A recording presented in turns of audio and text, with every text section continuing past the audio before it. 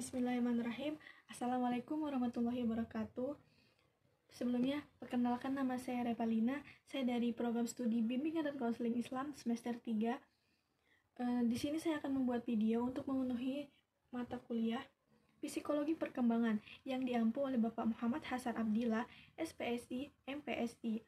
Oh ya teman-teman, pada video kali ini saya akan membahas tentang perkembangan bahasa dan komunikasi. Untuk teman-teman diharapkan tetap stay ya untuk menonton video kali ini. Semoga apa yang saya sampaikan ini bisa dipahami dan dimengerti oleh teman-teman.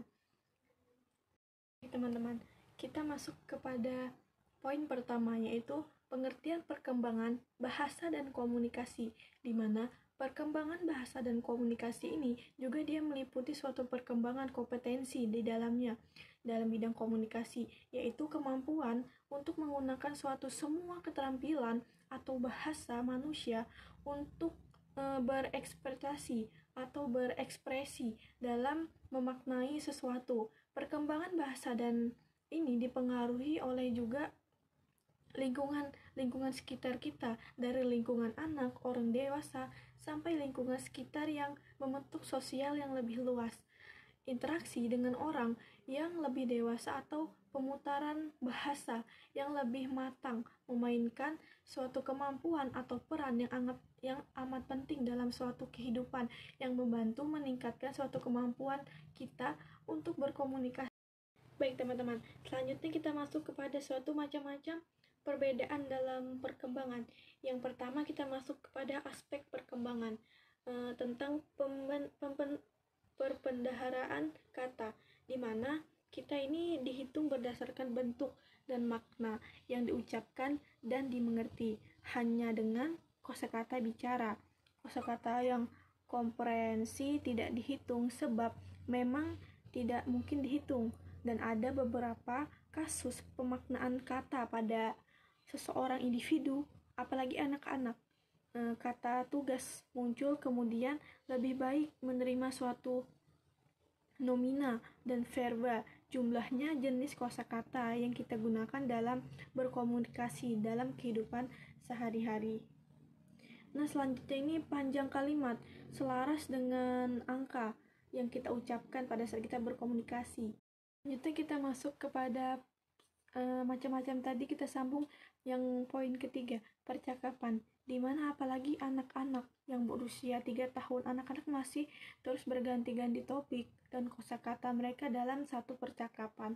Ketahanan mereka terhadap topik meningkatkan setelah usia mereka itu berada 4 tahun.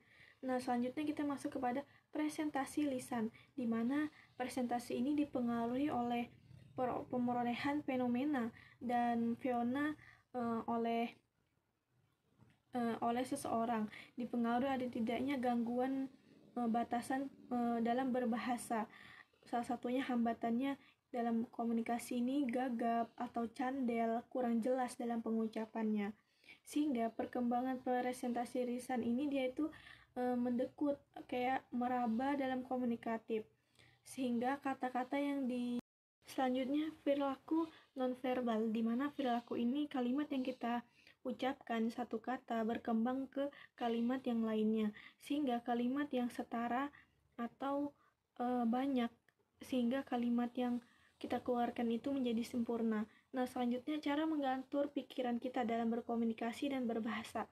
Yang pertama itu bahasa digunakan anak untuk berpikir, membentuk suatu konsep, mengingat, dan memecahkan suatu persoalan. Kemudian mana yang harus lebih dahulukan dan mana yang harus dibelakangkan. Nah, selanjutnya kita masuk yang ke terakhir, cara berpikir atau mengatur pikiran, sehingga apa yang kita ucapkan tadi dalam berkomunikasi terhadap seseorang, kita bisa memahami apa yang kita ucapkan, apalagi kita harus memahami bahasa anak-anak yang berusia masih. Selanjutnya kita masuk kepada tujuan utama kita dalam berkomunikasi. Yang pertama itu penghafalan. Penghafal ini dalam bentuk kosakata atau bahasa yang kita miliki dalam mengeluarkan suatu kosakata untuk berkomunikasi dengan seseorang. Yang kedua ini penambahan kosakata. dimana apalagi anak yang kita ketahui bahwasanya anak-anak itu kita harus sering memberikan suatu kosakata dalam berbicara dalam sehari-hari mereka. Yang ketiga itu penguasaan struktur, dan yang keempat pengenalan pragmatik. Dan kita masuk kepada prinsip kerjasama antara konferatif principle, di mana kita harus memerankan suatu prinsip sopan santun dalam berbahasa dan komunikasi terhadap orang lain, pengetahuan berbagai jenis, dan langsung dan tidak langsungnya. Ada beberapa faktornya teman-teman yang mempengaruhi dalam berkomunikasi. Di antaranya menurut Amirah ini, yang pertama itu persepsi, nilai, emosi, latar belakang, peran dan pengetahuan, dan hubungan selanjutnya. Bahwasanya dalam beberapa faktor tersebut dia itu mempunyai hubungan dengan suatu komunikasi. Saat perawatan melaksanakan suatu handover adalah karakteristik jenis kelamin antara sikap berpengetahuannya, sehingga ketersediaannya pemimpin dan tempat sejawal keterampilan komunikasi perlu kita pelajari dalam hal berkomunikasi dan berbicara pada orang sekitar, sehingga kita bisa mempraktekkan dengan sempurna oleh semua perawatan, sehingga mereka.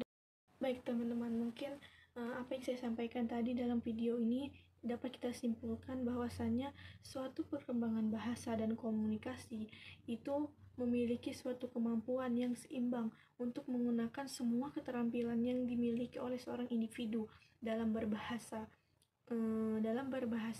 Apalagi kita sebagai manusia harus bisa untuk berekspresi atau memaknai dalam komunikasi yang kita lakukan dalam setiap harinya. Perkembangan bahasa ini juga dipengaruhi oleh hubungan lingkungan atau sekitar kita. Salah satunya apalagi dalam bahasa atau komunikasi anak-anak, pasti itu memiliki suatu faktor yang sangat berpengaruh dalam proses kosakata atau penambahan kata dalam mereka berbicara, teman-teman.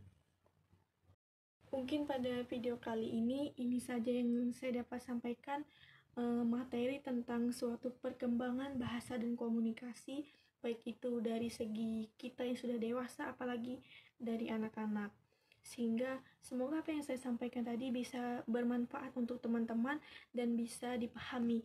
Dan mohon maaf apabila dalam penjelasan video saya ini terdapat suatu kata atau perilaku saya yang tidak nyaman atau tidak jelas dalam pengucapannya. Saya mohon maaf. Sejatinya saya juga manusia biasa, kurang dan lebihnya saya mohon maaf. Semoga video yang saya buat ini bisa bermanfaat dan dipahami oleh teman-teman yang menonton. Kurang dan lebihnya mohon maaf. Wabillahi taufiq wal hidayah. Assalamualaikum warahmatullahi wabarakatuh.